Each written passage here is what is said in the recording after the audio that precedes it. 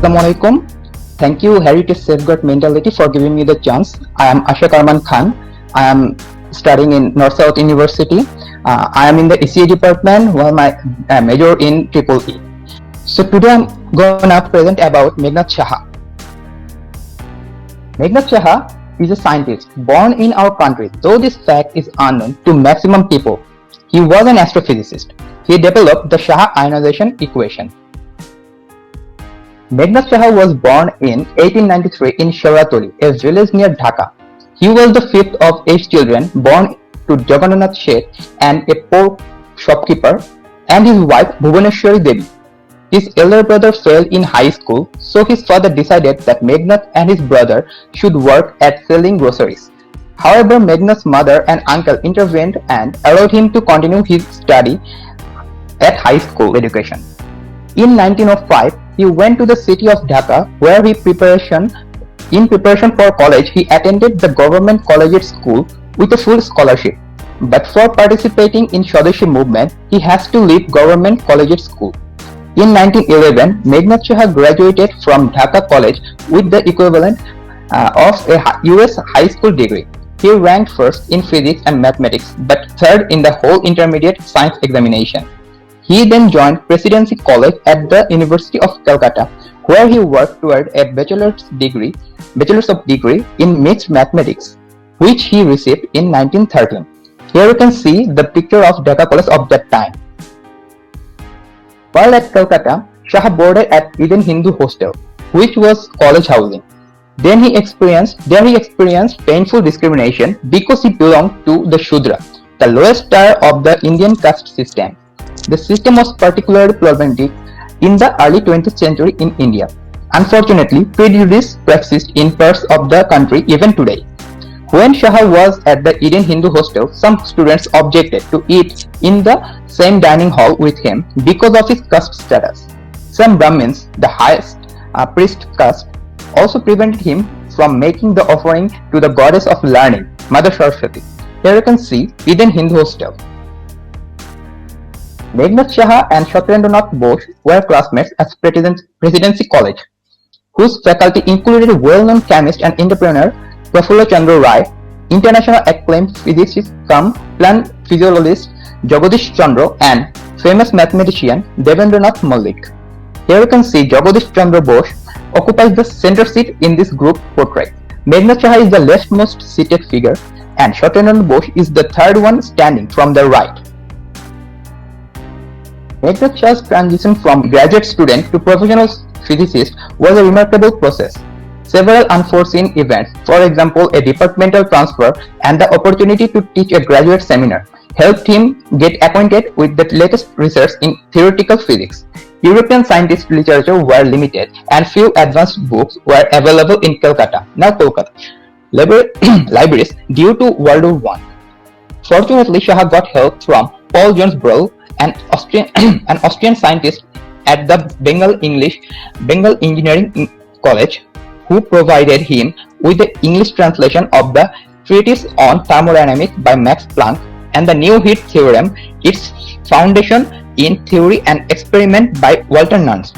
In addition, Meghnad Saha read a history of Hindu chemists from the earliest time to the middle of the 16th century AD, written by his mentor Prafulla Chandra Ray, and also familiarized himself with papers by Niels Bohr and Arnold Sommerfeld on the quantum theory of the atom.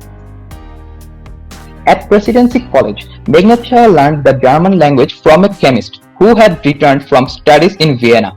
He could hardly have expected to use his German skills in Bangla, but he nonetheless judged the effort spent learning the language as valuable in itself. He earned the nickname Heisenberg's attributes in part of his knowledge of German. Ultimately, his effort paid off. In 1919, when he was a professor of physics at the University of Calcutta, he and S.N. Bose published the first English translation of Albert Einstein's and Hermann Minkowski's paper on relativity. British astronomer Arthur Eddington had just experimentally verified the theory, and Einstein became a scientifically celebrity overnight. Meghnad Saha died on 16 February 1956 of a cardiac arrest in New Delhi.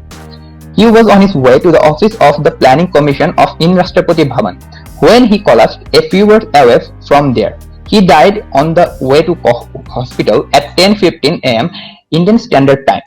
It was reported that he had been suffering from hypertension for last 10 months prior to his death. His remains were cremated at the Karatala Crematorium, Kolkata, the following day. Now we're going to discuss about the works of Meghnad Saha. Meghnad Saha worked on many things, but his most remarkable work is his ionization equation, which is also known as Saha ionization equation or thermal ionization equation. But he also worked on stellar coronae and comet tail theory, etc.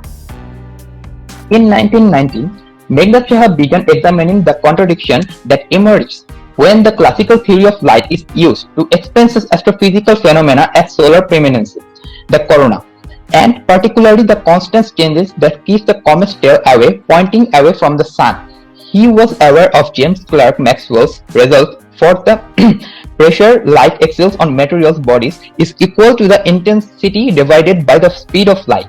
But he also recognized that Maxwell's results applied only to obstacles whose dimensions were larger than the wavelength of light. Because atoms were so much smaller than light waves, it followed that they experienced non-radiation pressure, and therefore the mystery of the comet's tail pointing away from the sun remained unanswered.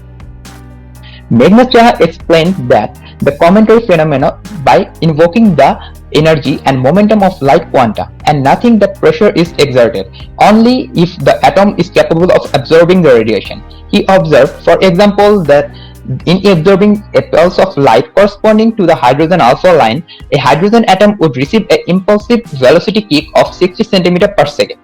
In a subsequent work, he remarked, suppose a continuous spectrum from a bright background passes through a layer of gas, there the gaseous atom will be acted upon by only those pulses of light in the continuous spectrum, which the gas is itself capable of emitting and absorbing. If, for example, the gas is composed of sodium atoms, then only radiant energy contained in the spectral regions about the D1, D2 lines, and sometimes the other lines of the principal series will act upon the sodium atoms. The remaining parts of the continuous light will be without action on the sodium atoms. Regarded from this point of view, the theory may properly be styled as theory of selective radiation pressure, which is also a work of Meghnad Saha. Now we are going to the Saha ionization equation. In 1920, Meghnad Saha developed the thermal ionization equation, which is also called Saha ionization equation. So it's named after him. Here you can see the Saha ionization equations. There are three states, solid, liquid and gas, of an object is known to almost everybody, but what most of us don't know is there is another state which is called plasma. If any gas gets too hot, its molecules emit electrons. This process creates ions and free up electrons, which help electricity to run through gas. These ions' mass and behaviors are some different from the molecules it has been created. This system of some electrons get separated from the gas creates plasma. Lightning is a great example of plasma. Electricity heats up the gases, which turns the gases into plasma. Determining the nature of this ionization gas is like plasma was almost impossible until Meghnad Saha developed the Saha ionization equation. Here you can see the lightning is hitting the ground through plasma, creating plasma in the gas. So what's the uses of Saha ionization equation? There are several uses of this equation. The first one is determining ionization state. The Saha equation describes the degree of ionization for any gas in thermal equilibrium as function of the temperature density and ionization energy of the atoms. Particle densities. The Saha ionization equation is useful for determining the ratio of particle densities for two different ionization levels. So it can determine the electron and proton levels of a gas. Then stellar atmosphere. This equation reveals the hydrogen state of the stars like sun. Stellar coronae. Corona is an aura of plasma that surrounds the sun after emitted from them. This equation helps to determine the state of the stellar corona of any sun. Here you can see an example of the stellar corona which was taken by the solar eclipse. Then the early universe. By this equation, before Big Bang, every atom was stable in the singularity, but after the Big Bang, every atom became ionized. But when the temperature reached 2725 degrees Celsius, the elements began to form. So what's my argument? My argument for this presentation is our country is not supporting most of the people who want to do something new, like who want to invent or some new ideas, some new things, some new equations. We are not helping them that much. So if we look at the present research state of any university of Bangladesh, we can see they are lacking in both determination and funding. As we know, scientific research requires advanced equipment and computers, but one can't afford everything by his own. Every researcher needs government or non-government institute supports. Otherwise, he couldn't keep his research going on. Here you can see top 5 university of USA in the spending on research budget. On the other hand, our country's 46 public university got allocation of only 1 billion USD altogether this year. Here you can see the Johns Hopkins University got almost 2.56 billion, and the last Stanford University got almost 1.10 billion USD for 1 year of research and research spending. But on the other hand, our country's 46 public university got only 1 billion for every expenses.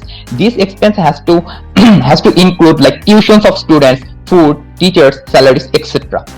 But among this, only 7.87 million USD or roughly 8 million USD is for research purpose for 46 public universities, which is almost 0.0002% of our total GDP, where USA is spending over 0.20% of their total GDP on the research budget. So like this, our country can support the researcher like Meghna Chaha. Bangladeshi scientist Jahid Hassan discovered whale fermion, which is definitely going to be the hottest news of the upcoming era, because the research can be perfected, molecular structure will be at another level. Electricity cost and generating cost will be decreased dramatically. He discovered whale fermion at Princeton University. So this invention or discovery is